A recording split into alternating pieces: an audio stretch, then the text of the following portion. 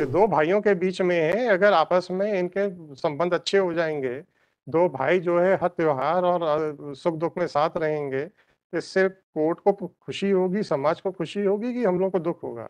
Sir वे बहुत बड़े क्रिमिनल होंगे ऐसा आपका कहना है जी। परंतु क्या एक बिना ये एंडोर्स किए कि वो क्रिमिनल है कि नहीं, क्या किसी क्रिमिनल के खिलाफ अपराध नहीं हो सकता? मैं कैसे कह दूं कि ये एफआईआर सच्ची है, वो एफआईआर झूठी है? बस इतना सा प्रश्न है सर। अरे पहले गवाही आने दो, फिर उसको क्रॉस एग्जामिनेशन होगा, तब हम देखेंगे कि कितना सच बोला है। तो किस बात का है कि हमें पता है कि वकील साहब कॉरिडोर में खड़े हैं क्योंकि वो दूसरी कोर्टों में जाके अपीयर हुए हैं। इस बात पे आप जवाब दीजिए कि फिर वो गलत रिक्वेस्ट क्यों होती है। चलिए बहस कीजिए सर। अब आप उसको बाईपास करना चाहते हैं तो बस मैं इतना ही कहूंगा कि मैं बाईपास नहीं करने दूंगा, राइट? बट फिर भी चलिए बहस कीजिए, देखते हैं।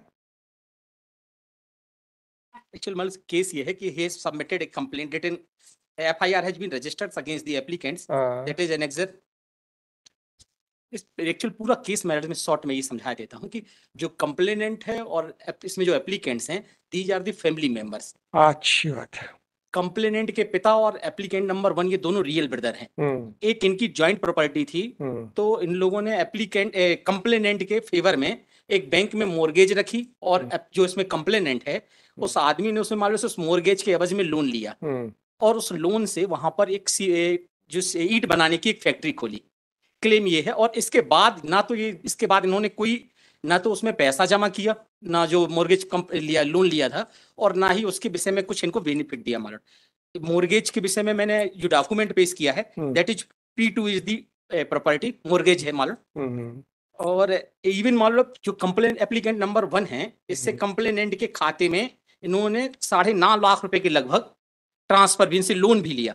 जब भी ये इसके संबंध में इनसे डिमांड करते हैं कि हमारा पैसा वापस करें तो ये उल्टा इनसे लड़ाई झगड़ा करता है। और आप कैसे कौन सा डिमांड कैसे कर रहे हैं? डिमांड सर पैसा नहीं, हम हमसे रुपए लिया है इन्होंने पर्सनली। भाई साहब, ये तो इन्होंने किससे लोन लिया है? ये लोन भी लिया है और हमसे भी व्यक्तिगत पर्सनल भी पैसे लिए हैं। तो भाई साहब आप सिविल सूट फाइल करें। मतलब उसके विषय में भी डिमांड कर रहा हूँ, अभी वो सिविल सूट उसके लिए पेश कर दिया है। कर दिया है ना?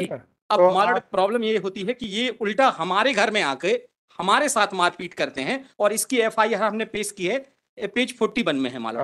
That is the crime number 252/2021 मालूम। और इसके बाद जाके जब हमने FIR कर दी तो उठा के इन्होंने हमारे खिलाफ FIR कर दी। तो एक ही घटना के बारे में 2 FIR? जी, वो घटना को वैसे ही थोड़ा सा घुमा देते हैं। और अच्छी बात है सर, तो फिर मैं कैसे कहूँ कि कौन सी घटना सही है, कौन सी घटना झूठी है? वो तो ठीक है, लेकिन इनके ऊपर जो एप्लीकेंट कंप्लेनेंट है he is having a criminal record. Sir वे बहुत बड़े क्रिमिनल होंगे ऐसा आपका कहना है जी, परंतु क्या एक बिना ये एंडोर्स किए कि वो क्रिमिनल है कि नहीं, क्या किसी क्रिमिनल के खिलाफ अपराध नहीं हो सकता? हम सबकी सारी बातें आपकी मान लेते हैं, उसको हमारी फाइंडिंग मत समझिएगा। क्या किसी व्यक्ति के जिसके खिलाफ ऑफेंस रजिस्टर है उसके खिलाफ क्राइम नहीं हो सकता? क्या हो सकता है मर्डर, बट इसका क्या करेंगे हम? क्या इसका रिकॉर्ड देखे कम से कम बहुत बुरा है, मान लिया हमने, लगातार परेशान। भाई साहब मैंने नहीं देखा रिकॉर्ड पर हमने मान लिया बहुत बुरा रिकॉर्ड है। तो क्या क्या उनके खिलाफ अपराध नहीं हो सकता? मतलब लेकिन मेरा ये कानून कि आपका ठीक है कहना, लेकिन सर्कमस्टेंस भी देखें कि मेरे घर में आकर जब मुझे मारपीट कर रहा है उसके एवज में हमने FIR की, फर्स्ट FIR हमारी है। इसके बाद इन्होंने उसी घटना को दूसरे रूप में रंग देते हुए मैं कैसे कह दूं कि कौन सी घटना सही है? मैं कैसे कह सकता हूं? बस मैं अपने क्षेत्राधिकारी बारे में बात कर रहा हूं, मैं अपने क्षेत्राधिकारी के बारे में बात कर रहा हूं। मैं कैसे कह दूं कि ये FIR सच्ची है, वो FIR झूठी है? बस इतना सा प्रश्न है सर। घटना को सर्कमस्टेंशियल तो भाई साहब मैं अपने मैंने, अगर आपके बहस के बारे में मैं प्रश्न उठाऊं तब तो फिर आप अपने आर्गुमेंट्स को जस्टिफाई करो। मैं आपके प्रश्नों के, आपके बहस के ऊपर कोई प्रश्न चिन्ह लगा ही नहीं रहा हूं। मैं ये कैसे डिसाइड कर दूं कि ये FIR सच्ची है और वो FIR झूठी है? बस इतना सा प्रश्न। इसकी मर्जी मेरा था कि इसमें नोटिस करके अगर केस डायरी बुला लें तो एवरीथिंग। हाँ नोटिस तो हमारे यहाँ पे नोटिस नहीं होते। केस डायरी इसकी बुला के तो एवरीथिंग विल क्लियर मान। हम हमारे यहाँ से नोटिस इतनी आसानी से नहीं होते। केस डायरी के लिए मैंने बोला। क्या जरूरत है सर आपकी बात के ऊपर अविश्वास करूं तब तो डायरी बुलाऊं? आपकी बात पे तो हम अविश्वास कर ही नहीं रहे हैं। आपने कहा ये हमने मान लिया, आपने कहा बहुत बड़ा अपराधी है हमने मान लिया, आपने कहा मेरी रिपोर्ट है मैंने मान लिया, आपने कहा कि उनकी रिपोर्ट बाद में मैंने मान लिया, तब क्या डायरी में चेक करूं सर? आपकी बात पे अविश्वास करूं तब तो मैं डायरी भी बुलवाऊं। मैं तो सिर्फ अपने क्षेत्राधिकार के बारे में प्रश्न पूछ रहा हूँ, अगर आप उस पर मुझे सेटिस्फाई कर देंगे मैं नोटिस कर दूंगा। फैब्रिकेटेड मेरा कहना केस है। फाइंडिंग कैसे दे दूं, बस इतनी सी प्रश्न है। As per the story modelship I have submitted the आपकी आपको अपने स्टैंड के लिए बहस करने की आवश्यकता नहीं है। मैं उसके ऊपर जरा सा भी प्रश्न चिन्ह उठाऊं तो मुझे समझ में आता है। मैं आपसे कह तो रहा हूं, मैं आपकी किसी भी बात पे प्रश्न चिन्ह नहीं उठा रहा हूं। आप तो मेरे क्षेत्राधिकार के बारे में बहस कीजिए। अच्छा सर, चलिए एक छोटा सा प्रश्न पूछता हूं। आप रेस्पोंडेंट हैं और हम पहली ही कॉल पे, आप दूसरी कोर्ट में बिजी थे, नहीं आ पाए और हम आपके पक्षकार के खिलाफ ऑर्डर कर देते हैं, आप क्या कहोगे? मुझे सुन तो लो, है ना? आपने मुझे सुने बगैर मेरे खिलाफ आदेश क्यों किया?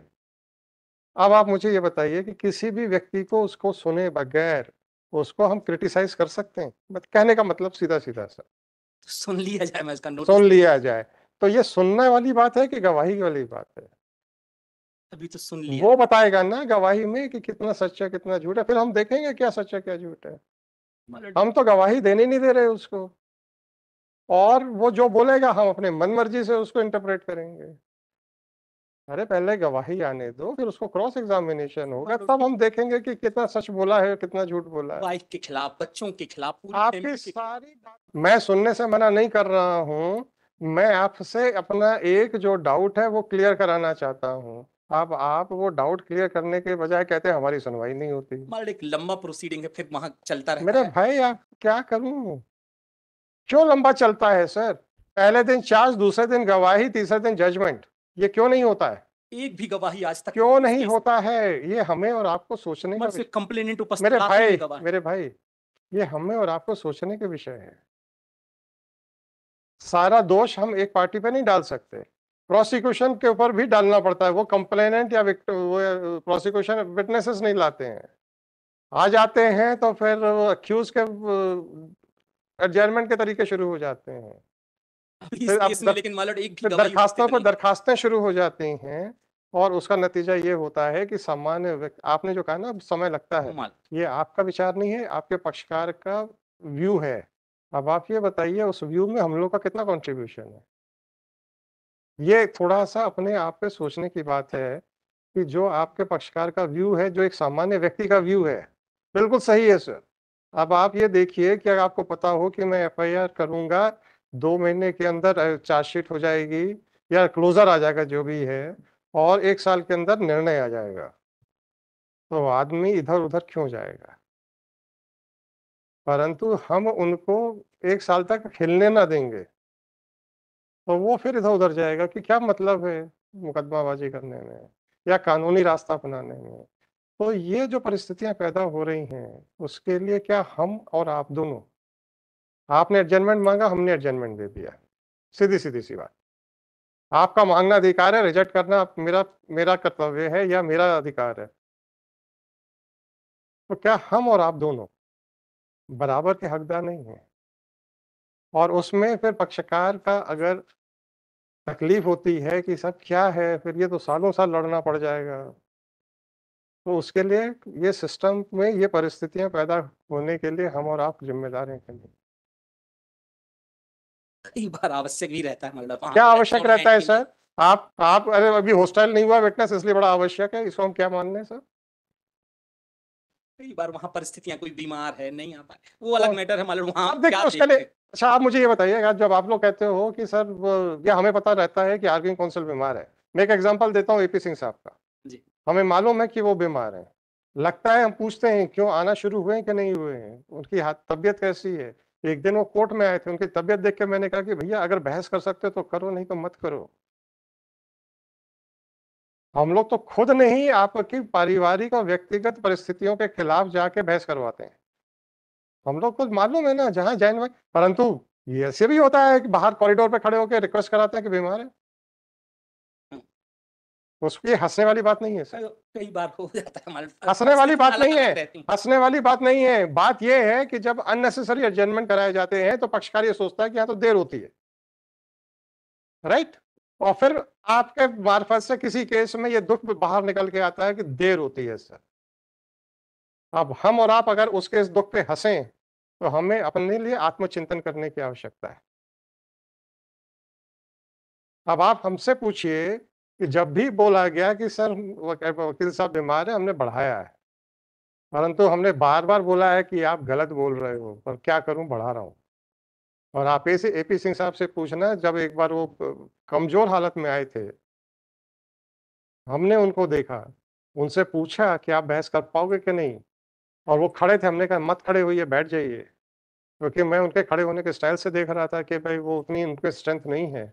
और फिर जब उनका नंबर आया तो मैंने पूछा आप बहस कर पाएंगे कि नहीं कर पाएंगे, कंफर्टेबल है कि नहीं, बोले नहीं हूँ, बढ़ा दे दिया।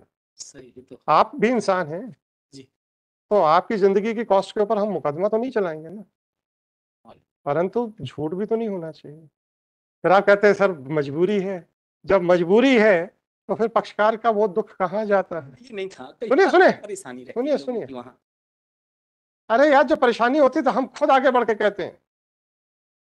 हर जगह आप ही थोड़ी हैं सर, कई जगह नहीं तो कर इस बात का है कि हमें पता है कि वकील साहब कॉरिडोर में खड़े हैं क्योंकि वो दूसरी कोर्टों में जाके अपीयर हुए हैं। पूरा ऑनलाइन है, ऑनलाइन नहीं था तो हम लोगों का टी क्लब में सब पता चल जाता था कि कौन कौन आया है। दुख होता है सर, और फिर ऐसा ही दुख किसी पक्षकार का किसी अधिवक्ता के माध्यम से कोर्ट के सामने आता है। और आप जो आज कह रहे हो कि समय लगता है, ये आपका दुख नहीं है, ये पक्षकार का वास्तविक दुख है। तो हमें समय बड़ा आसान है, बढ़ा दो। हम नहीं बढ़ाते हैं, आप लोग कहते हैं बढ़ाती नहीं है कोर्ट। हम क्या कहते हैं, आपको जितना क्रिटिसाइज करना कर लीजिए, हम तो लिटिगेंट के लिए बैठे हैं। परंतु जब आपकी वास्तविक परेशानियां सामने आती हैं तो आपको रिक्वेस्ट नहीं करनी पड़ती एडजमेंट की, हम खुद बढ़ के आगे देते हैं। नहीं, ये है सही। नहीं, पर इस बात पे आप जवाब दीजिए कि फिर वो गलत रिक्वेस्ट क्यों होती है। आत्मचिंतन करने की बात है सर। लेकिन इस केस में मालूम अभी भी लगभग इतना पीरियड हो गया है, एक भी प्रोसिक्यूशन का विटनेस कोर्ट में नहीं पहुंचा। आप बोलिए ना, तो मैं तो फिर इनको डायरेक्शन देता हूँ कि 6 महीने के अंदर सारे गवाह पूरे खत्म करवाएं। लेकिन केस को भी तो देखें, मतलब पूरी तरह से मेरे भाई केस है। आप बोलिए ना, मैं तो बोलता हूँ ना कि 6 महीने के अंदर पूरा ट्रायल खत्म कराने का आदेश दे रहा हूँ, जबकि सुप्रीम कोर्ट ने मना किया है। उसके बावजूद भी ये दो भाइयों के बीच में है, अगर आपस में इनके संबंध अच्छे हो जाएंगे, दो भाई जो है हर त्योहार और सुख दुख में साथ रहेंगे, इससे कोर्ट को खुशी होगी, समाज को खुशी होगी कि हम लोग को दुख होगा। 7 केसों की मालूम उसकी मैंने लिस्ट पेश की है, कम से कम इस समय वर्तमान में तो 10-15 से ऊपर क्रॉस कर गया कंप्लेनेंट। तो क्या हो गया, ना तो किसी को उपस्थित होने देता, अजीब सा वहां पूरा एक टेरर का माहौल क्रिएट कर आप दिया। बोलिए ना कि हम आपको प्रोटेक्शन दे रहे हैं, 24 घंटे पुलिस तैयार है बोलने के लिए, गवाही देने के लिए। कह तो रहा हूँ, तैयार हो गवाही देने के लिए, नहीं, हमारा तो हमारे ऊपर ही केस क्रॉस करने के लिए, मतलब विटनेस को क्रॉस करने के लिए। गवाही का मतलब सिर्फ चीफ नहीं होता है, क्रॉस एग्जामिनेशन भी गवाही में ही आती है। तैयार हो तो बताइए। एक कार्ड लेके कहाँ घूमेगा एक आम अब आदमी। यही तो प्रॉब्लम है, गवाही को क्रॉस करने के लिए तैयार है। वो आ ही नहीं रहे हमारी तरफ से। अरे हम बुला देंगे, आप चिंता मत करिए, पहली तारीख पे बघेल साहब उनको खड़ा कर देंगे ले जाके। मालूम आप लोग क्रॉस करने को तैयार हैं? मालूम किस तारीख, अगली तारीख कौन सी है? डेट जानकारी भी फिक्स नहीं, पता 16 करके तारीख की है। बताइए, पता करके मैं पता बताइए। करके बताता and mister Baghel, you should keep your prosecution witnesses present on that date, हूँ। and I will not allow you to seek any adjournment on any ground. मालूम आपके वकील साहब बीमार हो, आउट ऑफ स्टेशन हो, दूसरा वकील साहब कीजिए। क्यों? क्योंकि आपका ये जो दर्द है पक्षकार का, उसका आंसर करना मेरी जिम्मेदारी है, मैं उसको इतनी लापरवाही तौर के ऊपर छोड़ नहीं सकता हूँ।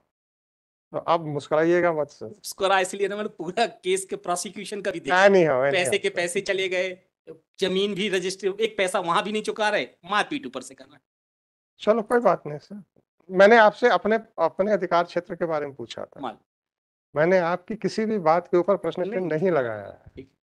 मेरा अधिकार क्षेत्र कि आप सही कह रहे हैं कि वो सही कह रहा है, इसको निर्णय करने का इस स्टेज के ऊपर है क्या नहीं, बस इतना सा प्रश्न है। उसको तो सारे अधिकार हैं, हमारा रिक्वेस्ट कर सकते हैं पूरी प्रोसीडिंग को, अगर पाते हैं कि गलत सारे अधिकार है। मालूम। सुप्रीम कोर्ट क्या कहती है, जिस कोर्ट के पास सारे अधिकार हो उसको बहुत संभल के काम करना चाहिए, ऐसा कहा है ना? अब तो ऐसे ही संभाल के कर ही रहे हैं, हैं? संभाल के तो हो ही रहा है कोर्टों से सारा कार्य। मैं सुप्रीम कोर्ट का 482 के बारे में ये नहीं कह रहा कि कोर्ट संभल के नहीं करती है, सब संभल के ही करती है। मान आपके अधिकारों को हम लापरवाही पूर्वक डिसाइड करेंगे तो फिर हमारा क्या मतलब हुआ? हमें तो समझ के और संभल के ही करना है। मैं आपको 482 के बारे में है ना कि it should be cautiously and sparingly used, उसका मैंने हिंदी रूपांतरण किया। चलो।